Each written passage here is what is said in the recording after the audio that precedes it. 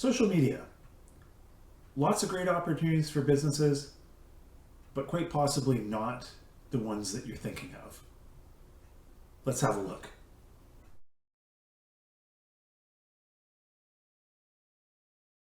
Well, when it comes to social media, I don't want to sound negative, but I got to tell you, I'm not a fan of the whole industry that's sprung up around it. I feel like, and this is by marketers, it's always the marketer's fault, said as a marketer, but it really is. I feel like a lot of unrealistic expectations have been set regarding just how impactful social media is for most businesses. To be honest, I know a few success stories, but they're very few and far between. A lot of us marketers speak about the potential for social media. They talk about the targeting and engagement, but in general, I just don't see it in real life.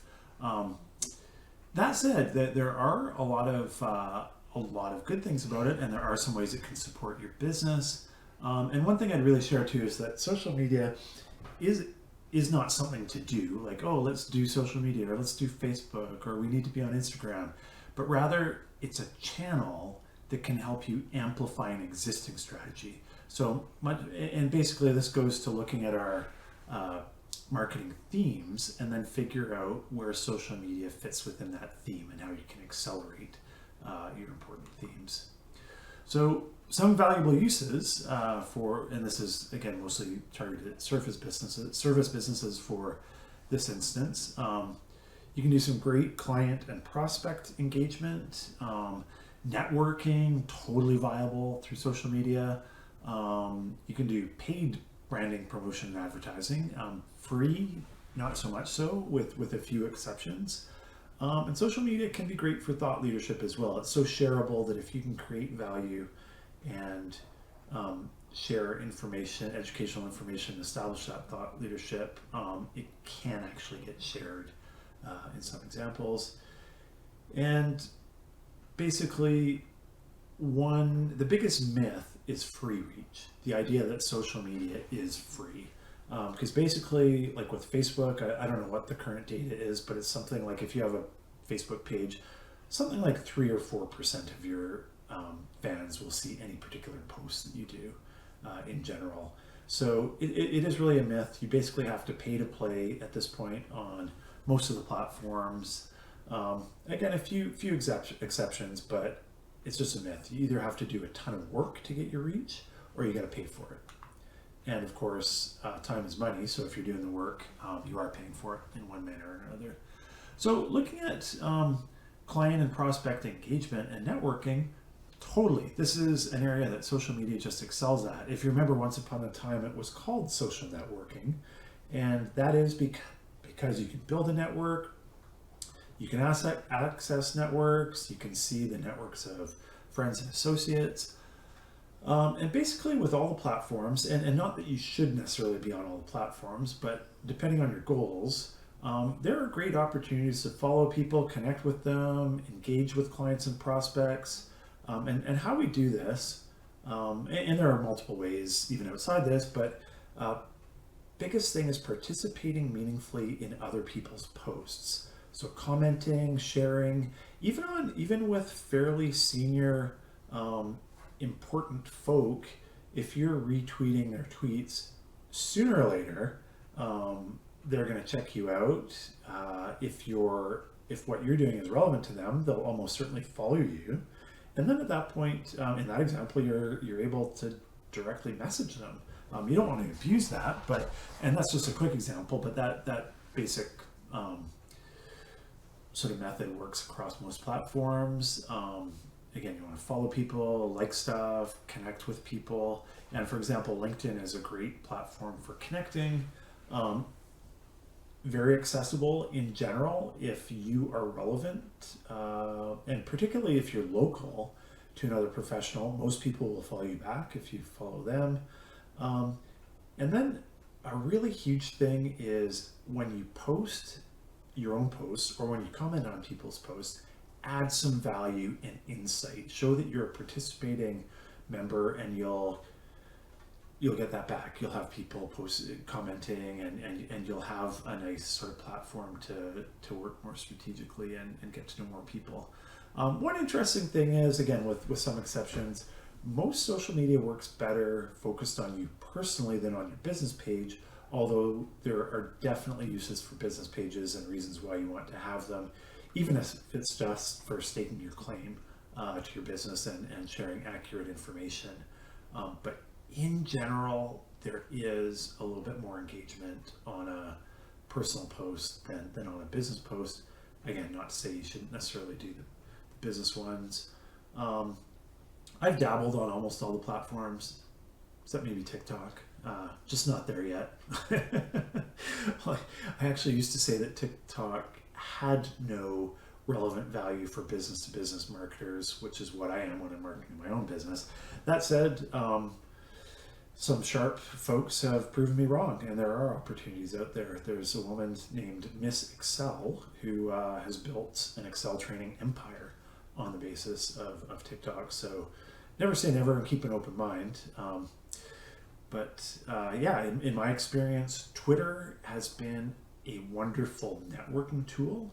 Most people think of it as a broadcast tool, but that's just not true unless you're a big personality, because few people see your tweets. But that said, you can engage with folks, and even fairly senior folk. You can get engaging with them in a meaningful manner. All of a sudden, you're in their circle and your buddies. You can communicate with them. You don't want to abuse that, but you absolutely can. Instagram, actually not currently so active, but last year we had a really sharp young woman on our team managing our Instagram account, and lo and behold, we actually got a client from Instagram, which I was like, wow, I actually really didn't expect that. But I would say that there is a lot more room on Instagram now, still, for organic reach than there is on Facebook. So you don't necessarily have to pay to play quite as much. Obviously, you need some great imagery to manage that, but that is what it is. LinkedIn, I've been on LinkedIn forever. And a great example of LinkedIn, I remember in the early days when I was still working inside a company, so this would have gone back probably to about 2005, 2006. Met somebody in California, just introduced in a hallway, who was the CEO of a technology company out in Ottawa, out east. I kind of felt nervous, but sitting back at my room that night, I reached out and connected with him. He connected with me. Anyhow, fast forward 6 months, he'd been watching and seeing all my posts about digital marketing, and at that point considered me an expert on it because of the stuff I was posting. Long story short, ended up doing a consulting engagement that involved me traveling out there, getting quite well paid to do so, and got a great gig out of simply connecting to somebody that I'd met for all of 30 seconds. And it does happen. Don't recommend connecting with folks that you don't have a relationship with, or at least a whole lot in common, but there's a lot going on there.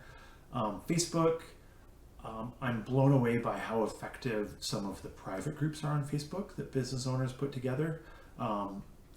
Different time for it to get into that deeper, but definitely viable, and definitely some big opportunities if you make the commitment. Alignable is a new kind of local alternative to LinkedIn that is surprisingly accessible, and have actually gotten clients from that as well. Again, can't get too deep in our short initial video, but another thing, of course, that it's great for is the branding, promotion, and advertising through social. Facebook, Instagram, and LinkedIn I particularly like in that you can publish posts quite cost effectively and promote them quite cost effectively, and all three actually have lead forms where you can get somebody to sign up. So for instance, if you're doing a really valuable PDF guide to something, you can have people sign up for that, or even something like a contest, without ever leaving the platform, and there's a lot less friction, so people do that at a higher rate, and it can work quite well. And again, it kind of stinks that free reach is a myth. But that said, there's tons of opportunity to get in front of exactly who you want to. And in fact, as I mentioned, The precision of the targeting on social platforms is more or less unprecedented in the history of marketing in terms of wanting to reach people with specific interests. So lots of excitement there. And I should mention too that you can still get free reach if you're in a business that's really visually compelling. So if you were like a dog trainer and taking pictures or videos of the owners with their pets, or something like that, something that people would like to see and love to share, that's an opportunity for free reach. So it's not totally dead, but for most of us, boring business to business services, it is. And then, of course, I go on a lot about thought leadership because I love it, and it works really well for us and I enjoy it. But again, doing helpful, informative posts, learning a bit more about advanced inbound marketing strategies and how to execute them on social, and then, of course, the private groups that I mentioned. These can all work really well. And even that LinkedIn example I gave of hooking up with a CEO of a company from out east, he basically saw me as a thought leader, even though at that time I wasn't creating much in the way of original content, but more or less just reposting informative posts. So with that said, our quick tour, hopefully you got something out of that, and I look forward to diving a bit deeper. Thank you.